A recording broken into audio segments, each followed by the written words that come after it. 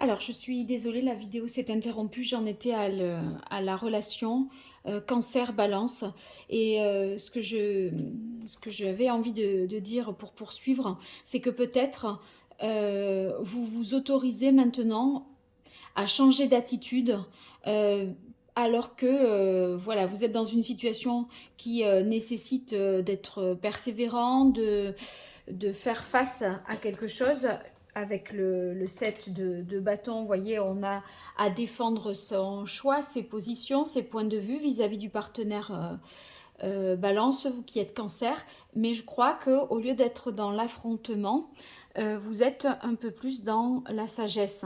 C'est-à-dire, vous prenez les choses beaucoup plus zen, beaucoup plus cool, et il n'y a pas véritablement de conflit. Vous lâchez pas, mais sur la forme, ça change. Voilà, je crois que en gros, c'est ça le fond de l'histoire.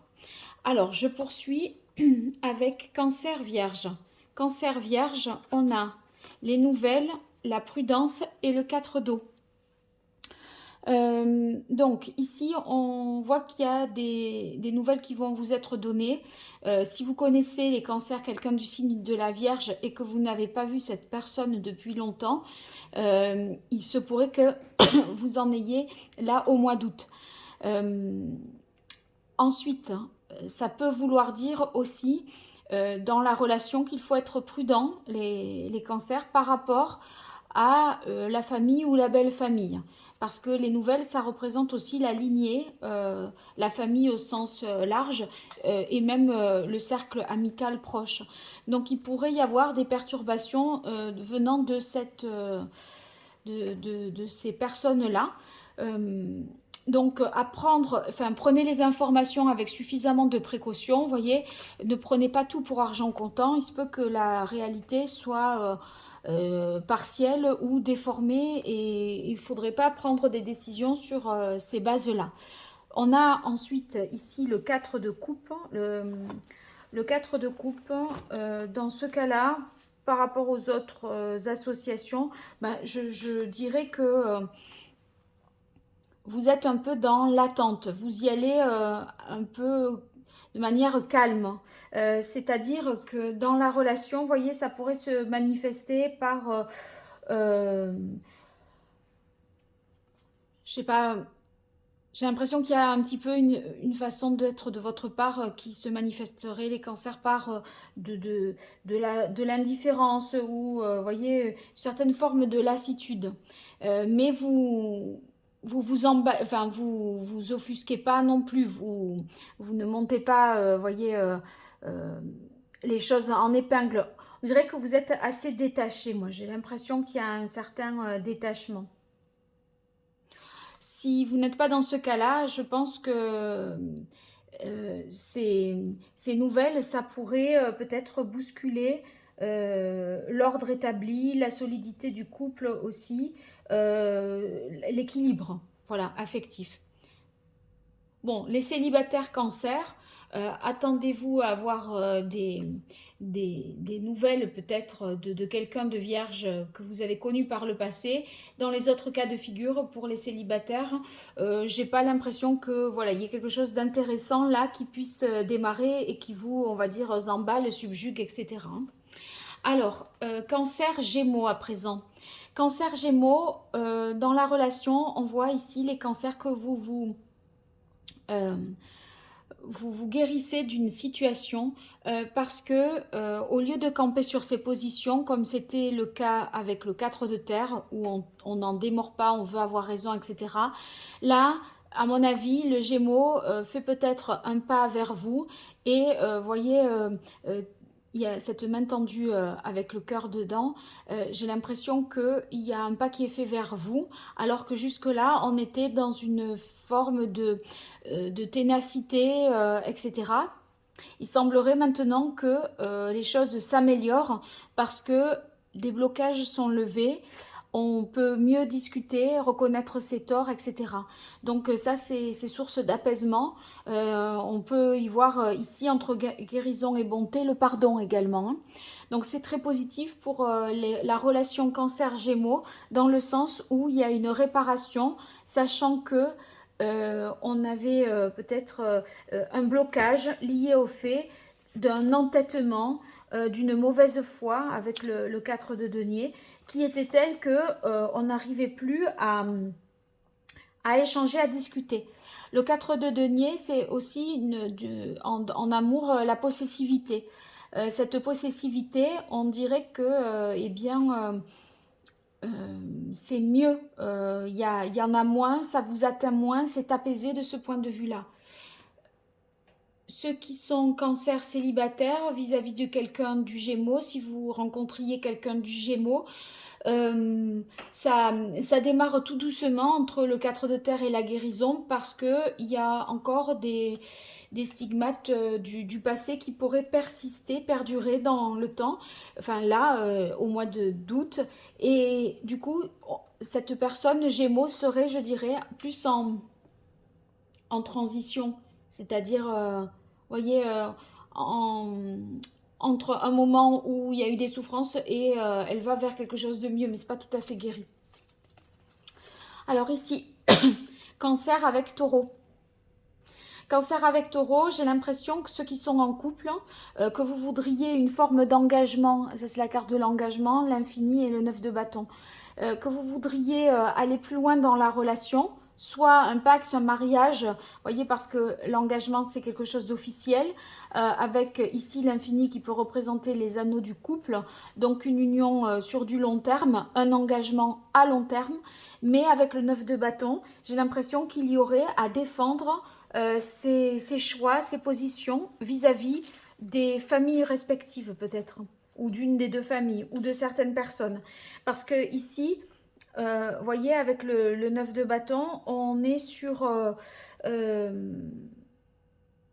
la défensive. Il y a un manque de confiance, de la jalousie. Et ça, si vous souhaitez vous engager, j'ai pas l'impression que ça provienne de vous. C'est que ça suscite des jalousies, de la méfiance et du coup, euh, il faudrait, voyez, soit assumer vraiment le choix pour pouvoir le faire. Si vous voulez, s'il y a un engagement, c'est un engagement que vous devrez assumer, parce que il y a des forces, des courants contraires. Ceux qui sont pas dans ce cas de figure, mais toujours en couple, on dirait que vous essayez de convaincre l'autre de la nécessité d'une union officielle, d'un mariage, d'un pax, d'une mise en couple sous le même toit. Enfin, vous voyez, vous demandez de manière plus insistante maintenant à l'autre de... Vous essayez de le convaincre du bien fondé de l'engagement.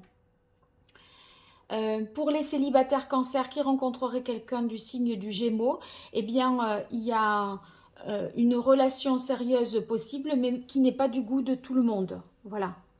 C'est pas, ou alors, il y a un décalage entre vous deux, à savoir l'un qui voudrait quelque chose de sérieux tout de suite et l'autre pas. Mais en tout cas, c'est pas tout à fait aligné.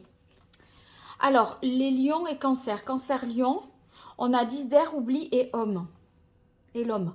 Dans ce cas-là, entre le 10 d'air et l'oubli, ceux qui sont en couple cancer-lion, j'ai l'impression qu'il y en a un qui n'a pas été suffisamment entendu, qui a peut-être été laissé de côté. Vous voyez, ce manque de considération, de reconnaissance, ce manque d'humanité dans le couple. Vous avez un peu crié au secours, etc. Et j'ai l'impression que vous n'avez pas été entendu. Et c'est assez blessant parce que le 10 d'air, vous voyez, on va jusqu'au bout, mais il y avait des signaux d'alerte avant. Et là, on arrive à une situation, le 10 c'est le dernier des chiffres, donc on arrive au bout du cycle. Donc je pense que vous avez attendu le maximum, mais du coup, vous vous êtes oublié vous-même. Et j'ai l'impression, les cancers, là, que vous seriez un peu dans une situation de sacrifice. Par rapport à si vous êtes en couple avec un lion, parce que vous vous êtes oublié dans une relation. Donc, c'est ni bon ni pour vous à titre individuel, ni pour le couple. Je crois que vous en avez perdu votre individualité, peut-être au nom du couple. Les célibataires cancer qui rencontreraient un lion, c'est pas entre l'oubli et le 10 d'épée, c'est pas du tout de bon augure pour vous parce que c'est comme si ça manquait de considération, d'égard. Vous voyez, il y a une certaine indifférence. On dirait qu'on passe à côté et que voilà, il se passe rien quoi. Donc c'est pas favorable. Les cancers et les scorpions. On a le roi de terre, puissance, et la femme cette fois-ci.